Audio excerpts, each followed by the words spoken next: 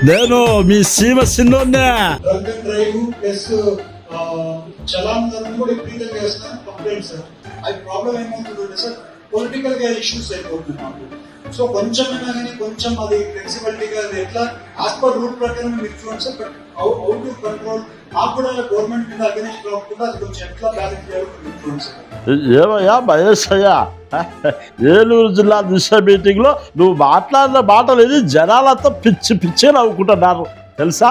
అబ్బా, దేశంలో రాష్ట్రంలో ఎన్నో ప్రజా సమస్యలు ఉన్నాయి. నిరుద్యోగం, రోడ్ల గుంతలు, తాగునీరు, ఇప్పుడు వర్షం వల్ల వచ్చే కష్టాలు, ధరల పెరుగుదల, ఇవన్నీ వదిలేసి నీకు రాత్రి పగలు తేడా లేకుండా మందుబాబుల ఫోన్ కాల్స్ వస్తున్నాయా?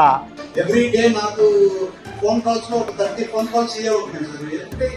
లోకల్ మండల పార్టీ ఎవరికో ఒకరికి ఏమవుతుందంటే సార్, ఒక మండల పార్టీ ప్రెసిడెంట్ కి అక్కడ పొలిటికల్ ఏమవుతుందంటే ఒక ఎస్హెచ్ఓకి వచ్చి ఏదైనా చేయించుకోవాలనుకుంటే ఈవెన్ అది కూడా చేయించుకోలేకపోతున్నారు అనేది కూడా చాలా ప్రాబ్లం వస్తుంది. నీ దగ్గరకు వచ్చే సమస్యలు ఎక్కువ అవే ఉన్నాయా?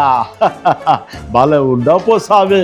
డ్రంక్ అండ్ డ్రైవ్ కేసులు ఎక్కువైపోతున్నాయని, నీ కార్యకర్తలు ఇబ్బంది పడిపోతున్నారని ఎంత బాధపడిపోతున్నారో. నీ బాధ పక్క పార్టీల్లో కూడా రాకూడదు పాపం. అసలు చట్టం అందరికీ ఒక్కటే అని చిన్నప్పుడు బల్లో చెప్పలేదా నీకు? లేక చదువుకోలేదా? ఆగినోడు బండెక్కి రోడ్ల మీదకి వచ్చే వాడు పోవడమే కాదు, ఎదురుగా వచ్చే అమాయక ప్రాణాలు కూడా దించాలని తెల్లా సామె మీకు.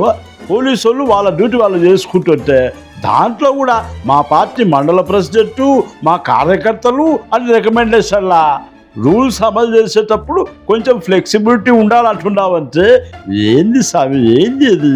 నీ పార్టీ వాడైతే తాగి బండెక్కినా వదిలేయాలనా? పక్కనోడి పానం పోయినా పర్వాలేదన్నట్టే కదా తమ బోధకు అర్థం.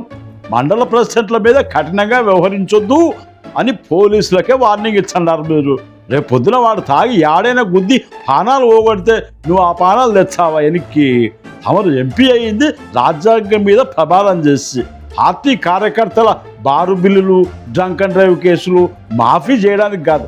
తెలుసుకో సామి. చూస్తున్నారా ప్రజలారా, వింటున్నారా ఇలా మాటలు? మీరేమంటారు?